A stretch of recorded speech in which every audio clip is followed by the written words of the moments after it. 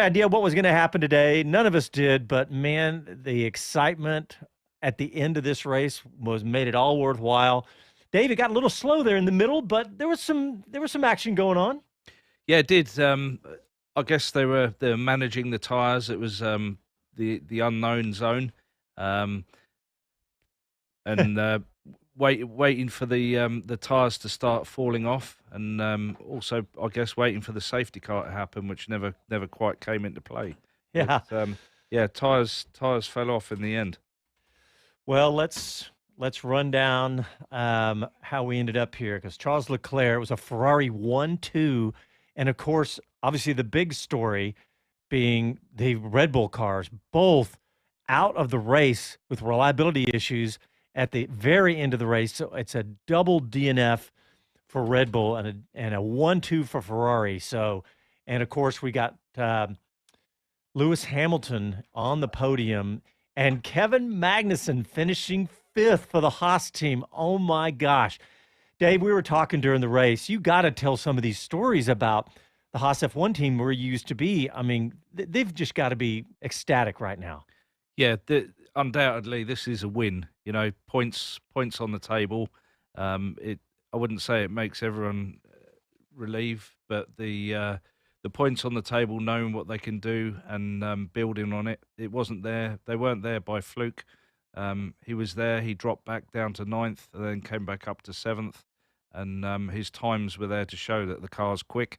Not only that they got a really, really good engine in this year as well. You know, you can see where Ferrari is. They're not messing about. Well, Bob Varsha, I see you're scribbling notes and getting ready for this broadcast, but what did you think today? I thought it was terrific. You're right. It was a little quiet in the middle of the race, but as Dave pointed out, you know, the tires needed a lot of learnings, as they say. Among the winners, I mean, obviously Ferrari with a 1-2 is just absolutely fabulous. I think Mercedes were winners today, considering how little was expected of them. And I almost can't believe I'm saying that. And the race didn't seem to be going their way at all. Remember, Mario Isola from Pirelli said, watch out on cold tires. They've lowered the temperature of the tire blankets this year. You're going to go out on cold tires that are going to take time to warm up. And Lewis Hamilton in particular had a couple of wicked moments trying to get heat in those tires to protect a position. A good run for Alpine, even though they didn't make it to the podium. They got both cars in the points. And of course, a great race for Haas and Kevin Magnussen. Alfa Romeo, really good. Ferrari engines as far as the eye can see.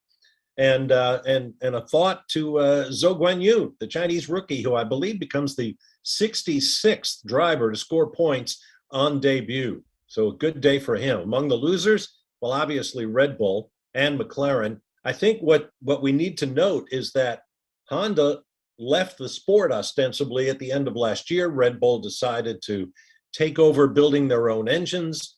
And the fact that both of the drivelines, for whatever reason, appeared to be the cause of their problems today, I don't think they could have imagined a more miserable debut as an engine builder in Formula One. So, you know, a terrific day because there was so much unusual, so much unexpected, and so much joy, because I'll say it again, what's good for Ferrari is good for Formula One. And I can hear the tickets being sold for both Imola and Monza as we speak. Yeah, as Paul Bryan says on Twitter, the church bells are chiming in Maranello right now. Absolutely. Hey, you bet. Dave O'Neill, what do these 10 points that Haas just got for Magnussen finishing 5th, what does that mean to that team right now? Well, I guess, you know, obviously there's a bit of financial security there for sure.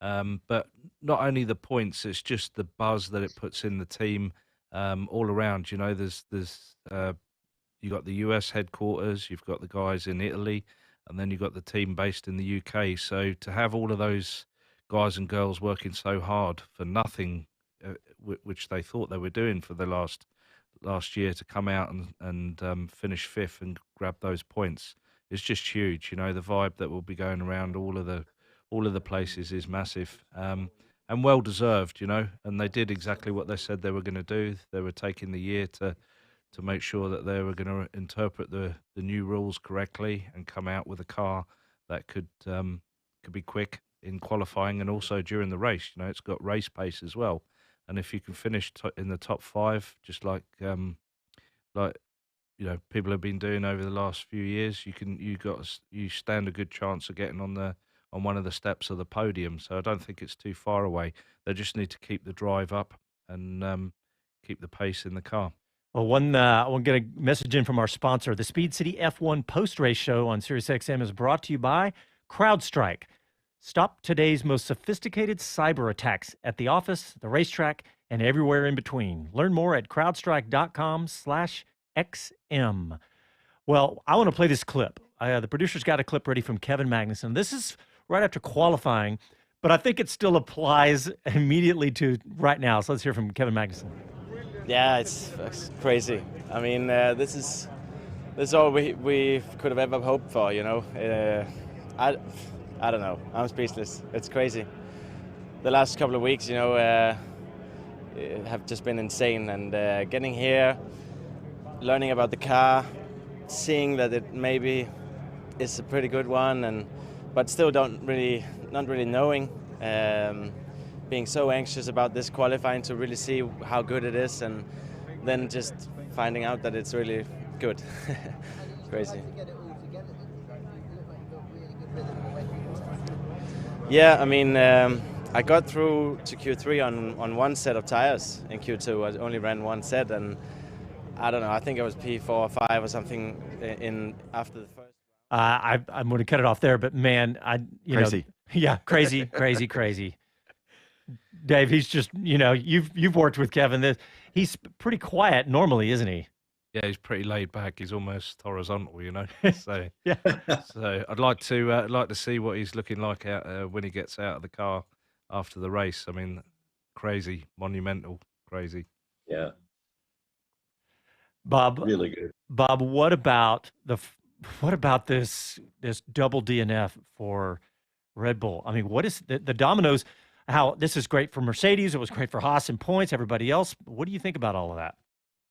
About Red Bull? Well, obviously they've got to figure out what the problems are and then go about solving them.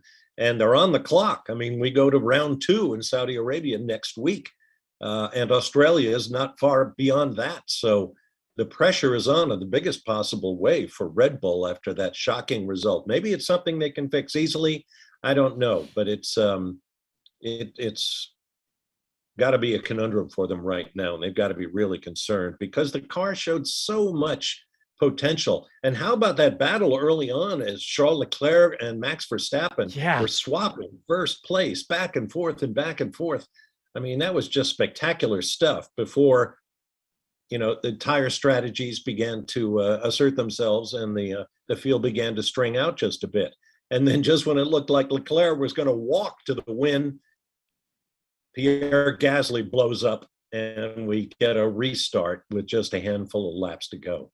Great stuff. Yeah, that strategy that, you know, when Red Bull pitting him, I'm looking back at my notes, and Verstappen goes back for the soft tires on lap 44. I guess Gasly's fire was on lap 46.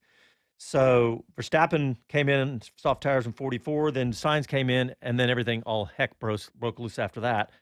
But Dave, I want to ask you, going back to about what Bob was just saying about all of this, about Red Bull. I mean, you were talking about the power steering, but what do you think about, you know, what are you saying to the team at that point? You've been in that position as a team manager. Yeah, I mean, you can see what's going on. Obviously, you got all the data to look at, and you can see whether, I mean, it looks like there was some form of hydraulic leak, and it's only a guess, you know, for his steering dying, a pinhole. So it could have been something chafing through, could have been, you know, heat related. But you know what's going on. You know that you're not going to finish, and you just got to keep going. And of course, you know, the last thing you want to do is tell the driver to pull off when there's a good chance you could have a safety car and you could stroke the race through. So, you know, as Bob says, they have work to do. It seems strange that both cars broke down within two to three laps of each other. But the other interesting bit was that the steering wheel went blank as well. So There was no comms on the steering wheel. The radio died at that point as well. So hydraulics maybe, but also power's broken down as well. Yeah, I was leaning towards power because things started failing so much. Even the steering assist has an electronic element to it. And so I started wondering if like voltages started dropping. And in some of the control circuits that I've dealt with, if they drop below a certain level, they just no longer respond. And ultimately the panel doesn't light up anymore. So that's what I related it to. And potentially that was what was happening to Max. And then we saw Sergio's. Sergio went, he just said the engine locked up in his case. Whether, and again, we don't know 100% whether they're trained to say that as well. So typically you wouldn't say the engine's blown up. It had an electrical problem. The piston knocked the distributor cap off in the old days. Are you saying the tires are gone? Might be a different message. Hey, Bob Varsha, I want to ask you about the battle you were talking about. That was back on laps 17 through 19, the battle between Max Verstappen and Charles Leclerc. I mean, basically, Max kind of pulled a Max there and just ripped up his tires, locked up, and caused his own problems, didn't he?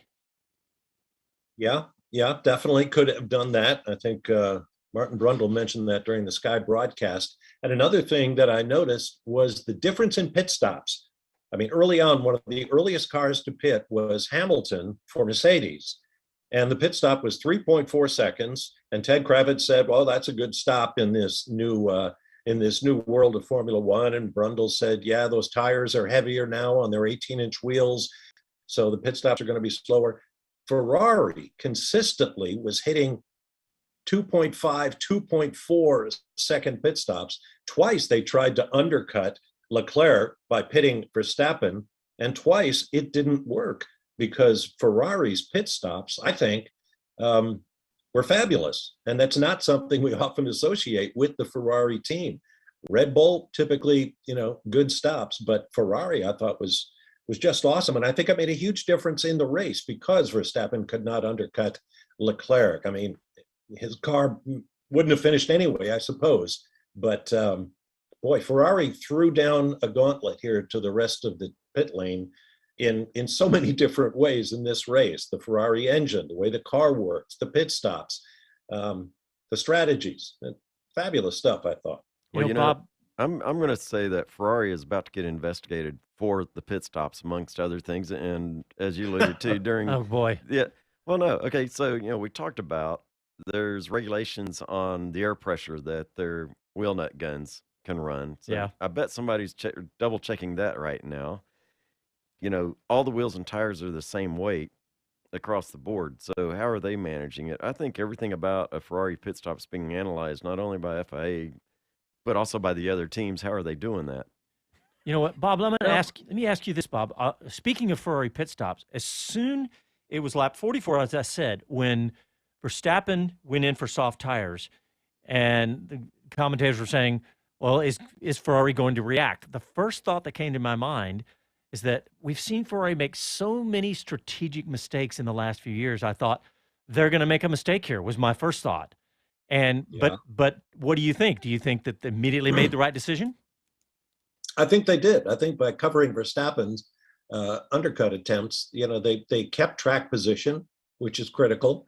And the same was true of Sainz when Perez tried an undercut on Sainz, and they covered that.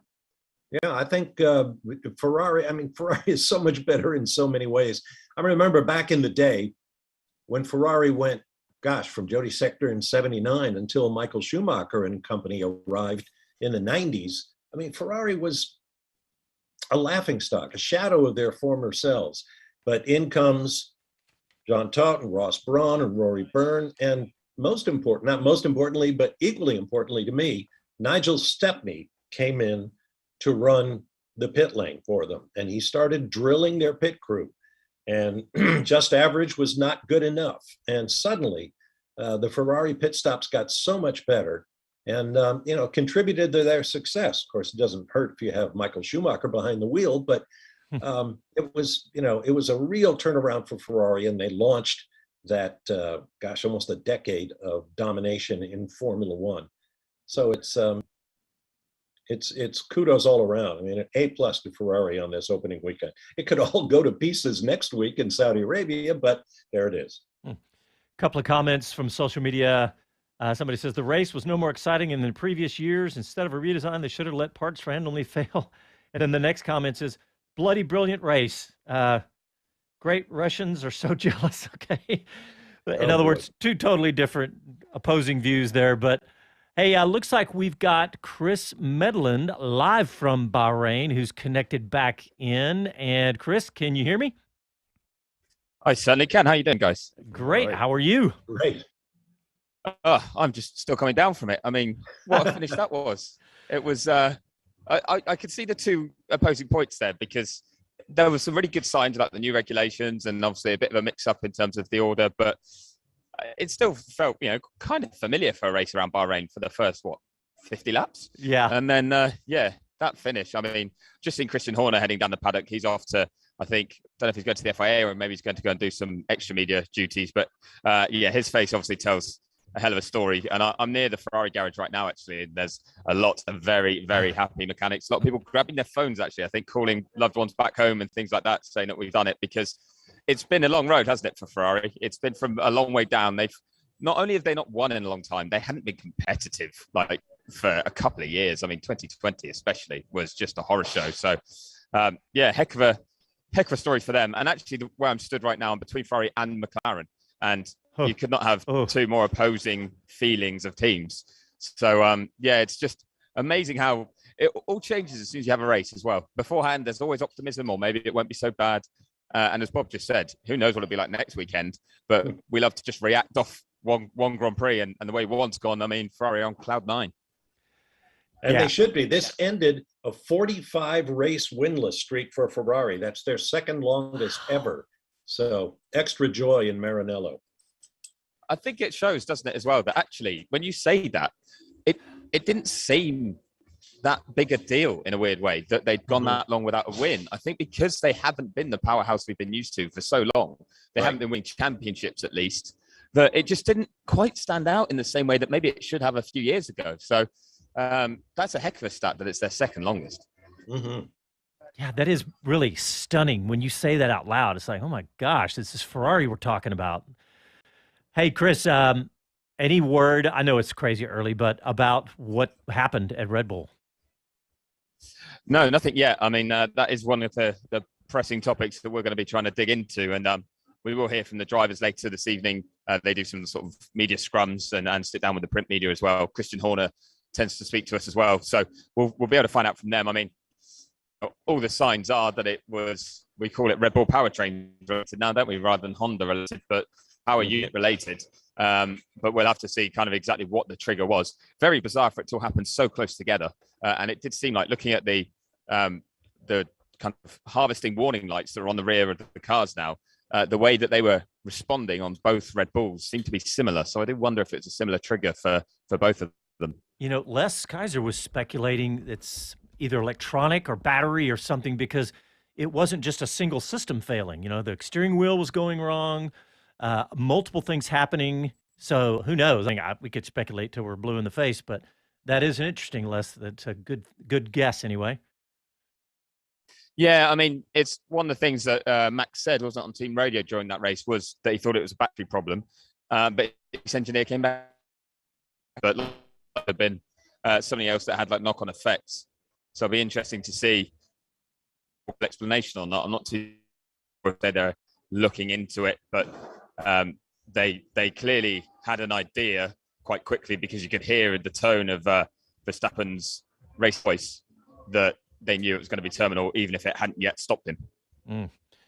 Well, guys, let's get a quick break in now, and when we come back, we'll have more from Chris Medland in Bahrain, and we'll continue to break down the Bahrain Grand Prix. You're listening to Speed City F1, back after these messages.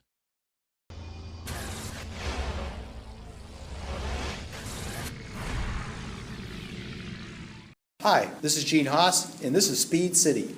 You're listening to Speed City F1 on SiriusXM. All right, welcome back. we are still basking, I want to call it, in the Bahrain Grand Prix. I mean, I know that the entire race wasn't fantastic, but there was enough in there to make me excited. And look, all the teams and everybody else is still getting used to so many new rules. So, but we got Chris Medland over in Bahrain, and he's trying to grab a couple interviews. How's it going, Chris? Going very well. You come to me at a perfect time. Fred Vasseur is here with me. Fred, you're live on SiriusXM in the United States, and we wanted to speak to you and say congratulations because both cars in the points, first race of the season. How pleased are you with that?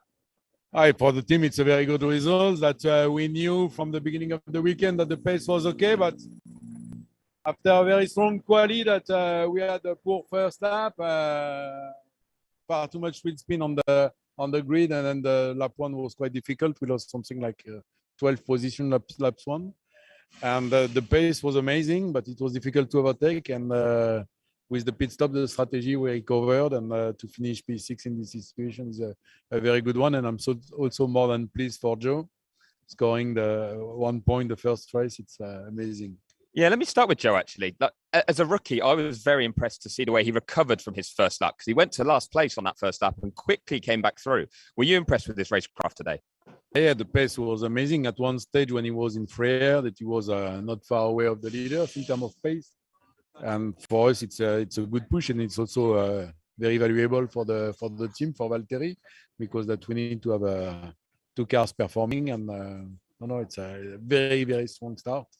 And the atmosphere into the team is positive. That Joe is a very good person, and that it's helping us also to perform. And you mentioned Valtteri there, having his experience. How seamlessly has he fitted in? Because to be able to go and maximize a result like today must be a really good sign. Yeah, that we were already pleased with the quality. That to be P6 was fantastic results. But then lap one was again a complete disaster. That we have to understand exactly what's happened. But and he stayed calm. That even on the radio, he was always positive, thinking about the end of the race, managing the tires, though, and so on. So that the attitude was, even in tough time, was very positive, and I think it's helping us to stabilize the situation. Well, just finally, I've got a more general question, because if we look at the finishing order from some very fast Ferrari-powered teams, some really struggling Mercedes-powered teams, do you think that's going to be a big advantage for you this season? At least it looks that it won't be a disadvantage. It's quite early stage to understand exactly the ranking, and so that, but it looks like it's not but we are sure that we did a huge step forward on the engine side also. It's quite obvious when you have a look on the position of the three Ferrari teams, and that we are more than pleased with this also. Well, I'm sure you're very pleased with today. Congratulations, Fred. Thank you for your time. So that's a happy Fred Vasseur there. That's I can't blame him. That's awesome, isn't it? Absolutely.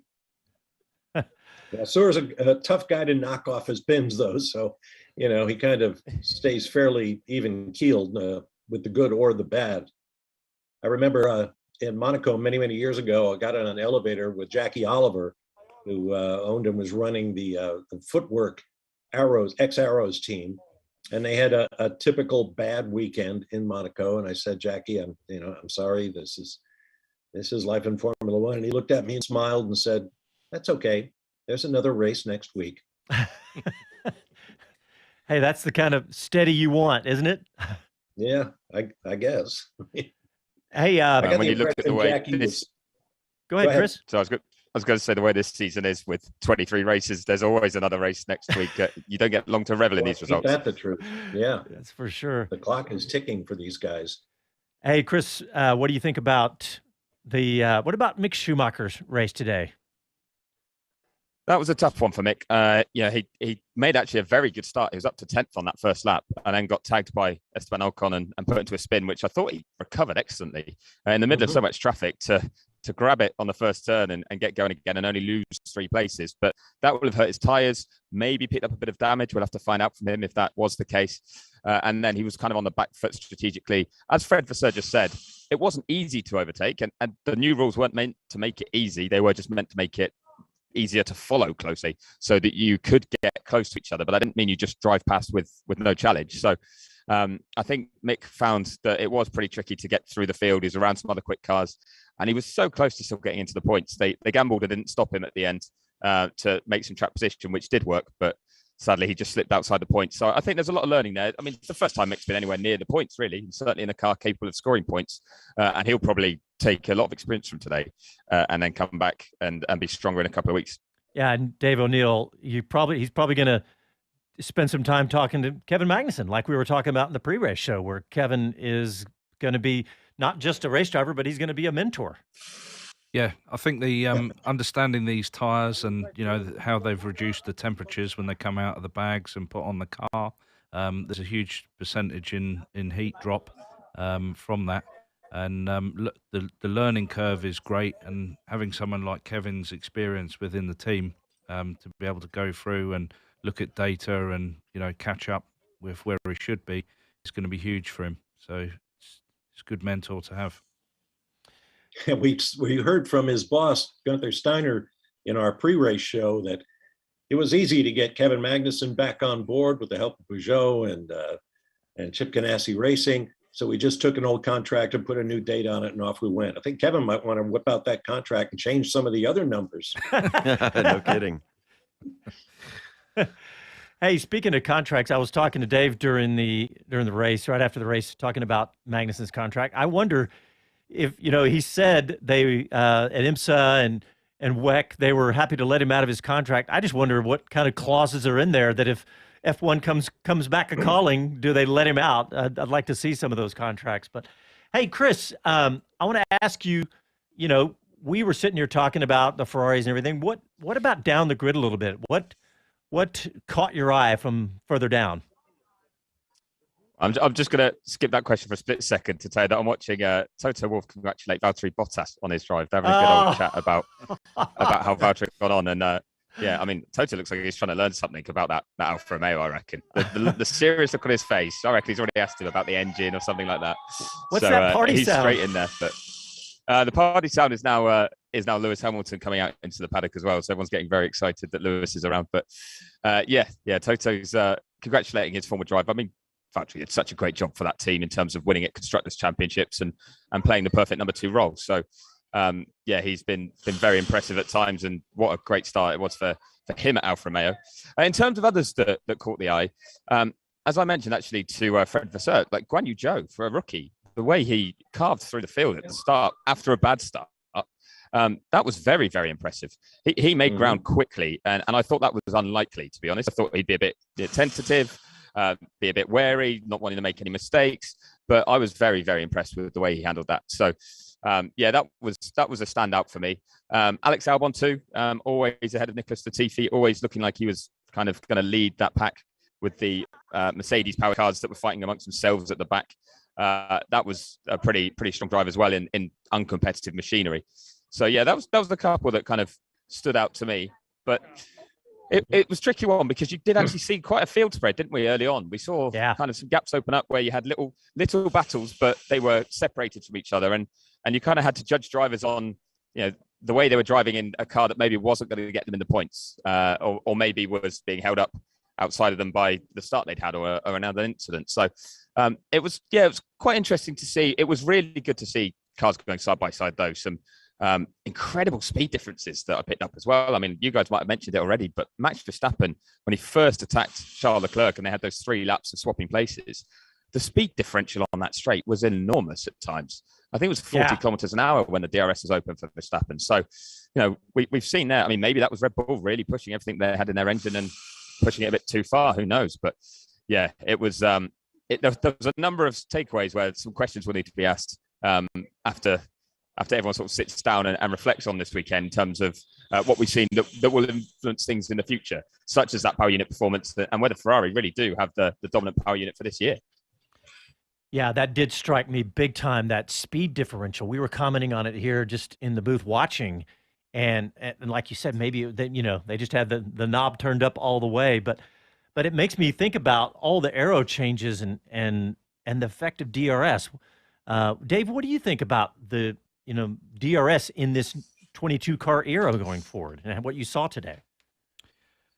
Yeah, I think probably a little bit early to to sort of rubber stamp it, but you've got how much grip the Red Bull has getting out on the corners and following the car down the straight. Is the car more like a brick in the leading car, and do you have that much of an advantage when you're behind it that you'll be able to pull the car in front in? So I think that part of it is really interesting to see how it's going to develop, and not only that, whether the car's in second and third or in those positions whether they bring a different car to the next race, knowing that they're slower and have to make it a slippery car behind. Bob Varsha, I want to ask you a question about Drive to Survive. There's a lot of people that are new to the sport. Yep. Do you think that today kept their attention? Well, I would hope so. Obviously, there's been a lot of talk about Drive to Survive and the way it handled the season last year. And of course, they didn't have cooperation from the world champion. But yeah, I think it has fired up the imagination of the American public. I mean, look, Austin, the US GP at Austin, I understand reserve seats are sold out. The Miami Grand Prix, debuting on the schedule this year, reserve seats are sold out. And now it's looking more and more like Las Vegas is a done deal to give us 3 races here in the United States. And I would imagine that race will sell out in no time because of the 3 cities. Frankly, Las Vegas is a destination like no other in the eyes of the American public. So, yeah, I think if somebody was coming to Formula One racing for the first time based on Drive to Survive, I think they had to be kind of happy with what they saw today. Certainly a lot of nose to tail position changing on a track that's not got a reputation for allowing a lot of passing, 26 to 30 passes in the past. I don't know what today's number was, but it certainly looked like there was a lot of it going on out there until, as I say, I think tire strategies and tire life questions began to spread the field out just a little bit. But then, as luck would have it, a late race safety car, and away we went for 5 laps. Well, just a quick update on Bob's stats of the reserve seats all being sold out. So are the general admission 3-day tickets. They are completely sold out now. That means both U.S. races are sold out. Yeah. Guys, we got to take a break. But before we go, I want to welcome a new sponsor, the Alan Rudolph Racing Academy. The Alan Rudolph Racing Academy, located at Speed Sports Racing Park in North Houston, is designed to teach driving skills at all levels. For example, American driver Jack Crawford trained under Alan Rudolph and is one of the most talented up-and-coming in all the world, with ambitions to become a Formula One pilot with Red Bull Racing. Jack has a decorated resume, superior skills, mental aptitude, and work ethic to power his desires and goals and dreams. And Jack Crawford raced in FIA this week, FIA Formula 3, and after an engine problem for qualifying and replacement, he started 20th and finished 7th, even after some heavy contact at one point, passing most spots of anyone in the race. Alan Rudolph Racing also trained NASCAR great Chase Elliott in his road racing skills, and their instructors will teach concepts and skills needed before you get behind the wheel and out on the track, where you'll need the experience and speed and thrill of a kart and road racing. Visit speedsportsracingpark.com for more information. That's speedsports with a Z, speedsportsracingpark.com for more information. All right, let's get a break in. When we come back, we'll have more from Chris in Bahrain and the rest of us wrapping up the Bahrain Grand Prix.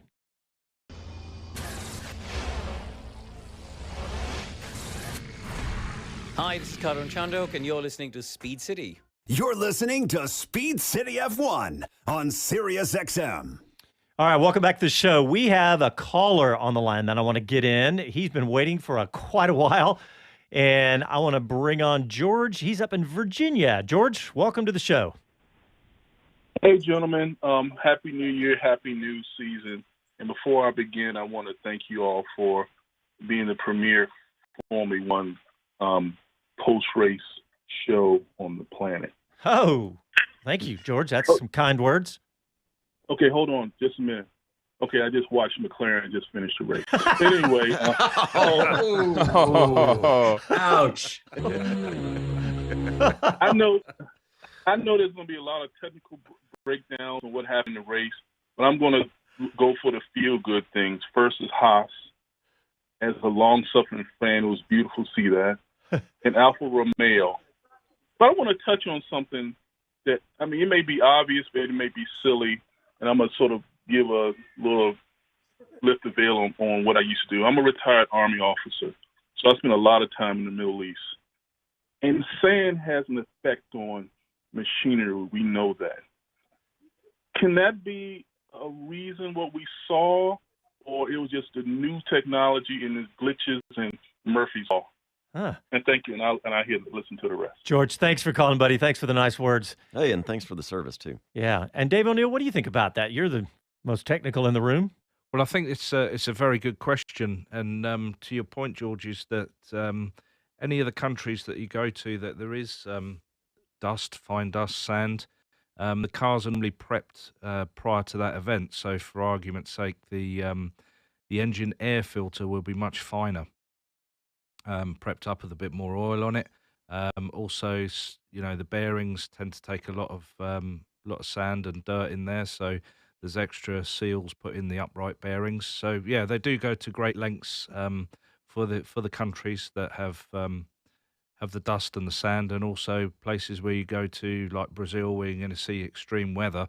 A lot of the electrical boxes have extra seals on for that, and also covered with areas of deflection for the water. So, yep, you're right on the money there. Yeah.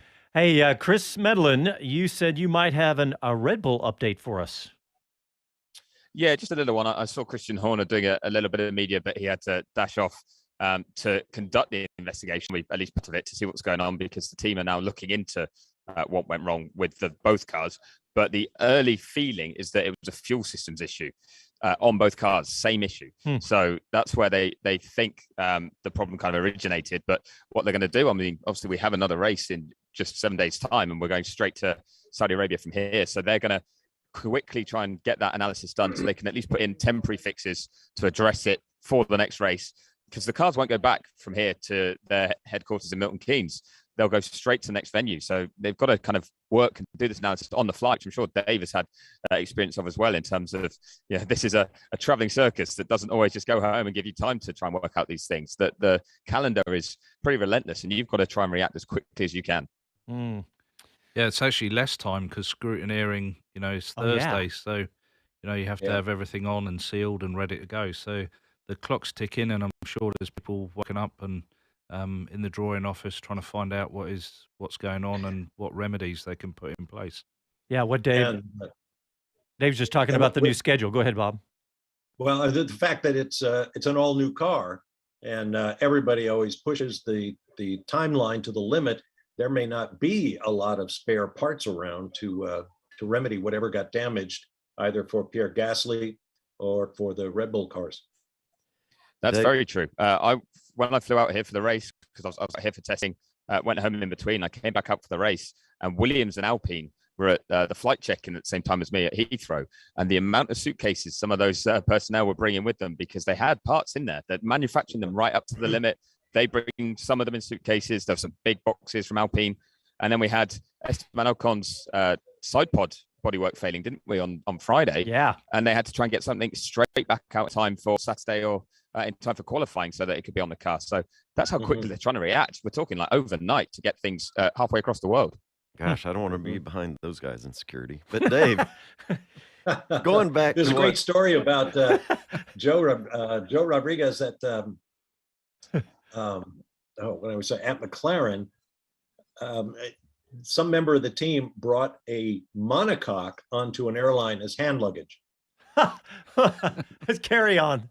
I'll say that I know one of the guys that takes care of the championship Mario Andretti car, and he did fly over to the UK, walked out into the airport, picked up a part, came back into security, and it had its own flight seat because it was strapped into the seat next to him to get back. They bought it a ticket. Yeah.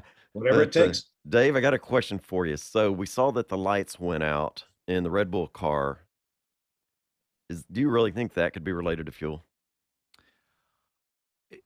I find it hard to believe. I mean, whether the fuel pump has given up, or whether it's shorted the system. There's different.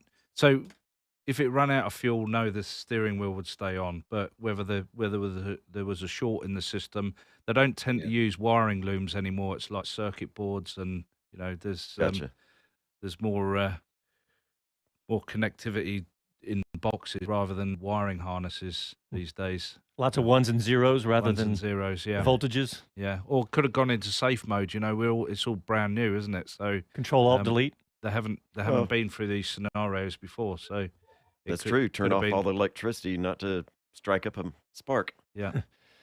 I just thought of something. I drive a BMW SUV, and the electric fuel pump in my car is inside the fuel tank because the fuel cools it. Yeah. Yep. Now, imagine late in a Formula One race, if that's the configuration on these Formula One Red Bulls, if the fuel gets low enough that the fuel pump overheats or shorts, there it goes. There you go. Yeah. Yeah. Hey, Bob, I want to ask you, and Chris, you just jump in. If you see somebody in the paddock, just let us know. Will do. And Bob, I want to ask you about the FIA release that happened, because that, it was such the off season. That's all that was discussed. But I know you got caught up to speed on that a little bit. Yeah, the document, which runs to 6.5 pages, was released yesterday, and I grabbed a copy of it and read it. It goes minute by minute through the facts of the situation, what happened, what messages were sent, who said what to whom. It's a very dry document, and it essentially totally stays away from Michael Massey. In fact, I can tell you, I texted with Scott Elkins, American Scott Elkins, who, of course, is a race director for Formula E and the Extreme E Championship, and was the deputy race director in Abu Dhabi. And he confirmed for me that neither he nor Michael Massey was interviewed by this FIA committee that was looking into what happened and what needed to be done about it, which I find just extraordinary. And I was also told by Scott that he was offered the race director job in Formula One for about half the season, and he declined it. Wow. And that may have something to do with what was talked about in this document, which was basically that the reign of Charlie Whiting, who was the race director for so many years and was so competent, but was also a very hardworking guy. And he kept taking on other posts. I mean, he had so many responsibilities, the official race starter, all these other things he had to look after, that he was willing and able to do based on his experience. But Michael Massey, as his deputy, didn't have an awful lot of that kind of experience.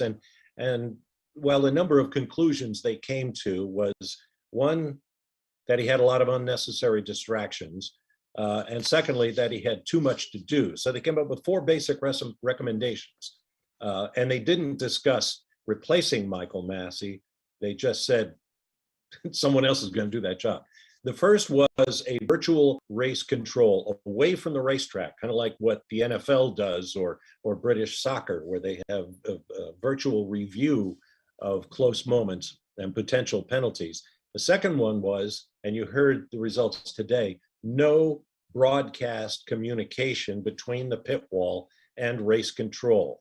Pit wall can still ask questions, but there will be no cajoling, no, you cannot do this, or no, let me read from the rule book to you, Mr. Race Director.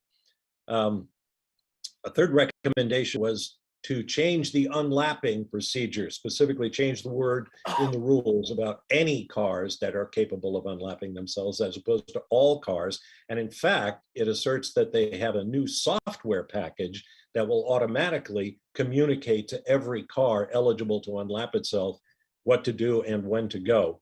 And the final recommendation was for, as I said, a new race management team. We know that Niels Vidic was in the chair for today's race. He'll be sharing with Eduardo Freitas, both men vastly respected. Vidic for the DTM series and Freitas for the World Endurance Championship, with Herbie Blash, the old Brabham mechanic turned right-hand man for Charlie Whiting, is coming out of retirement to sort of advise what's going on in the booth. So it kind of sounds like they're adding a whole lot more chefs to the kitchen. And I don't know if that's going to help in terms of consistency and arriving at pressurized decisions at the right time. They've also limited the number of driver stewards. I saw Danny Sullivan back in January, and he said there's basically going to be 4 all year long. Danny is one, 9-time Le Mans 24 Hours winner Tom Christensen, Emmanuel Epiro, and Derek Warwick, who was the driver steward assist in the race today. So those are the decisions that were arrived, or recommendations that were arrived at. But the document is pretty much another lengthy explanation that the results of that race are not going to be changed. I thought it was interesting when we all heard Lewis Hamilton say this was a manipulation at the end of that race when he lost the championship. The FIA committee spoke to a couple of major sports betting agencies who said there was no great shift in the betting odds in any one situation. And they somehow thought that was proof that there was no manipulation of the race, which I found incredible. But there it was. Yeah. Well, I want to, we got to get a break in, but I want to get see if Chris is there any reaction in the paddock to all of that too, because I mean, this really did just come down. So but before we go to break, let me get a word in from our sponsor, CrowdStrike. CrowdStrike presents Driven in 60. Our digital world is more than just interconnected, it's interdependent. And because of that, security is a top concern for every organization. The Mercedes-AMG Petronas Formula One team knows they're a potential target for a host of digital attacks, which is why they leverage the CrowdStrike Falcon platform to deploy end-to-end security solutions. CrowdStrike revolutionized cybersecurity by harnessing the speed and the power of the cloud to identify and stop even the most sophisticated cyber attacks. Our cloud-native Falcon platform protects and defends organizations against increasingly complex threats, so you can have the peace of mind to focus on your business momentum, not what's trying to stop it. That's protection that powers you. To learn more and to try CrowdStrike Falcon free today, visit crowdstrike.com/XM. All right, let's get a break in, and then when we come back, we'll go out to Chris Medland one more time at Bahrain, and we'll finish up our show after the break. Thanks for tuning in. We'll talk to you in just a couple minutes.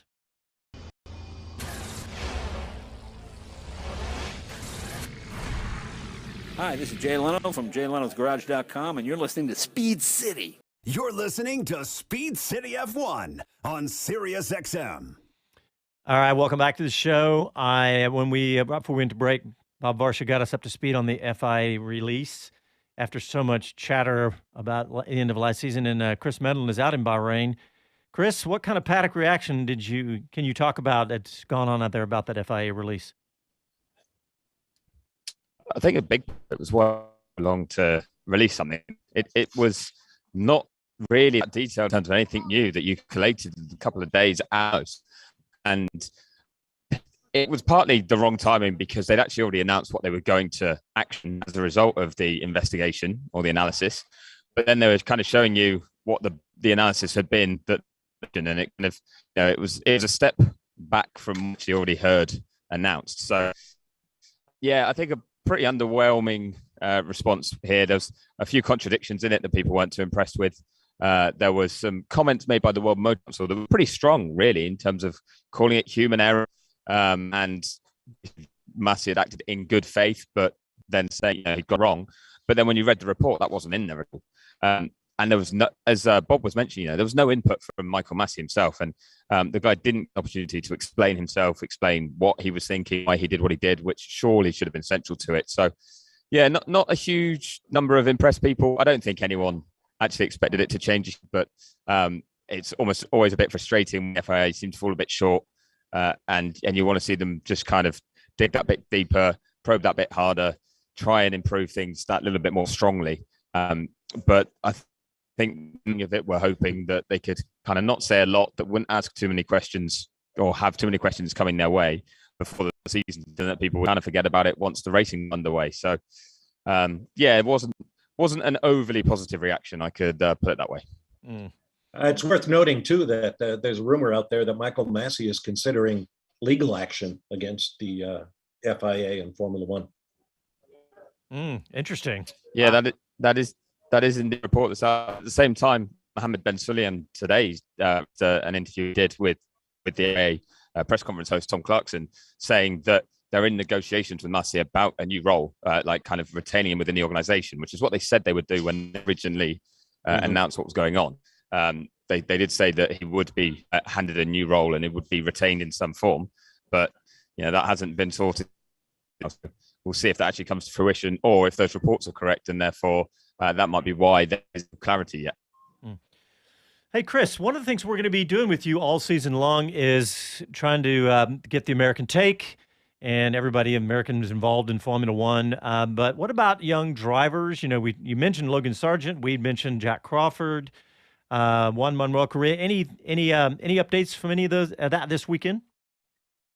Yeah, I actually had a good chat with Logan this morning. I was catching up with him. I'm kind of doing some work with him actually later this year for a men's journal feature in a magazine that was already lined up quite a while ago. So I was going to be speaking to him anyway.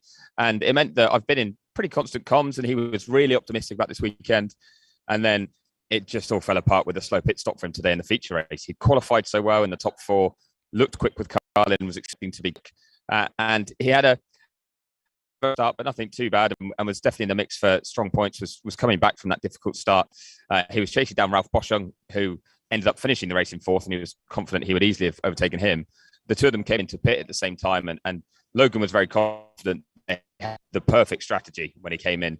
It turned out that actually the hard compound tyre in F2 wasn't great to be on. You want it to be on the softer compound, and they were making quite an early pit stop to make that change, and he thinks they had it nailed. But a stuck, I believe it was, one of the rear tyres anyway, had him stationary for 20 seconds in the pit lane while Carlin worked that out. So that almost ruined his race. He was kind of fortunate enough that a late safety car bumped it up and gave him a chance to climb back. He'd recovery drive and shown his pace. So it's kind of him. He was encouraged by the performance level and the way that it worked, and how comfortable in the car he felt. A little bit disappointed in the fact that he didn't get the overall result for it at the end of all the pit stop error. So yeah, bittersweet day for. That's good.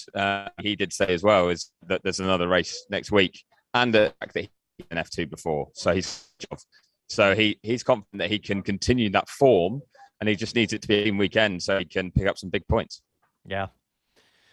Speaking of Americans, we got somebody comment on social that says, I predict Haas will finish 5th at the end of the season, like in 2018. It says, if Haas keep performing like this until the summer break, I expect a new sponsors announcement from them after the summer break. I think maybe even sooner than, I have no idea. I have not talked to anybody. I was looking at Dave in case he had been talking to anybody. I don't see a look on his face, but I'm gonna He's not even, look, Dave. Bob, I'm going to ask you, Bob Varsha, what do you think about the possibility of, I'm going to say it, an American sponsor? There's been so much response from American sponsors. We've had, Dell, the Google Chrome, Oracle, AMD, a lot of them that are already involved, but we've had new ones like Oracle and Google Chrome. What do you think about the possibility? And you talked to Gunther about this exact thing about a week or so ago. Yeah, he said there was renewed interest, let's say, and I'm sure today's events will certainly enhance that whole prospect. Sponsors want to get into Formula One. It's the greatest thing out there. I've been told time and time again, when it comes to a worldwide exposure of a company and its products. I guess it's just hard luck for the Haas team that Michael Andretti and his juggernaut of an operation are planning to crash the Formula One party in a couple of years. I don't know how much of the available American sponsorship that might soak up, but if Haas has good people out there talking to sponsors, then it sounds like a much more positive environment, perhaps aided by the fact that they cut ties with their Russian sponsor and driver immediately after the Russian invasion of Ukraine. Bob, I think that's a good point right there, is not having Uralkali on the car any longer might having it on the car might have dissuaded somebody from being part of it. Oh, no doubt. Now that it's gone, maybe they'll come back to the table. I think it's the greatest thing that's happened to the Haas F1 team. Other than the fact that what was Rich Energy leaving? Say, watch out for energy drinks. But no, I just but seriously, ghost sponsor. Yeah. But don't you, Dave? Don't you think this was a fantastic thing to happen to the Haas F1 team? I mean, I hate Not because of what's happened in the world. It's horrible. I mean, but the fact that they've gotten rid of Mazepin and I think in all sorts of different ways, really. You know, you've got a driver in there now who can walk, run forward without any help, and drag the other guy with him, and you can safely say that he's 2, 3, 4 tenths quicker than Schumacher. Schumacher was half a second quicker than Mazepin, and all of a sudden the car without doing anything is pretty much a second quicker than it was last year before they changed all the rules. But that's good. Also, the association with the American team, just having all the tickets sold out in the 2 US Grand Prix shows that there's a huge interest in F1 in the States, and if there's surely some money to go on the Haas car. Oh yeah. Mario Andretti, we had him on our South by Southwest panel on Tuesday, and he said, yeah, by the way, all the tickets are sold. He said, tell Bobby Epstein I was right, because Mario was telling him that Miami was not going to hurt the Austin race, and so Mario said, tell Bobby I said that. We got just a couple minutes left. One story I noticed here that over 4 million viewers tune in to Drive to Survive's opening weekend. I think this thing is just maybe getting even bigger in it. And I mean, when I looked up, they were when I was watching it, they'd moved up to 7th on Netflix, and I don't know. Yeah, it's a huge show, but I tell you, it's reflective of how big the sport's becoming globally, and one man who's actually been central to that, I think, so far in his time at the helm of motorsport is Ross Brawn, who has stood right in front of me. So sorry for cutting you off there, John. That's all right. But Ross, I wanted to get your take on the first race of the new era of Formula One. So much work went into these regulations. How did it play out for you on track? Very exciting. I mean, we're very pleased. It's only one race, and we need to see how this evolves. What I'm confident in and what I'm reassured by is the fact we've still got the team together that came up with these regulations. And so if the regulations or the car designs start to veer off in a direction we don't like, we can pull it back again. They can analyze, they can do the research, and the regulations can be corrected and evolved in the future. So I think it's a new era of saying, as well as a safe car and a fast car, we want a car that can race each other. And I think that's the philosophical change that's really important for Formula One. And we did see some good racing out there today. This is a track that normally does provide good racing though as well. So are you looking for like a larger sample size to really get a feel for it? At which point will you think you'll really know how effective these changes have been? You're right. I mean, we need much more, many more examples. But I think if the drivers give us the feedback that you can race with these cars, that won't change. I guess the issue is, the gaps between the teams and the overall performance and factors like that, which we'll take into account. I think what we saw today is there's 2 teams very strong at the front. Mercedes got a little bit to catch up, but I'm sure they will. A great midfield, fabulous midfield, and we've got 2 or 3 teams that have got it wrong somewhere and they need to sort out. So we're considering this as a completely new set of regulations, the biggest change we've had for a very long time. I'm really pleased how relatively close the field is. Yeah, and how good is it, I guess, for F1 to see Ferrari strong and fighting at the front? I think for every race fan, Ferrari, there's a special place for Ferrari in the history of Formula One, the longest ever competitors in Formula One. Obviously, certainly for me, I had 10 years there, 10 really enjoyable years. So I think they've struggled a bit the last few years. So to see them back on form with 2 great drivers, I mean, I think everyone in Formula One's delighted about that.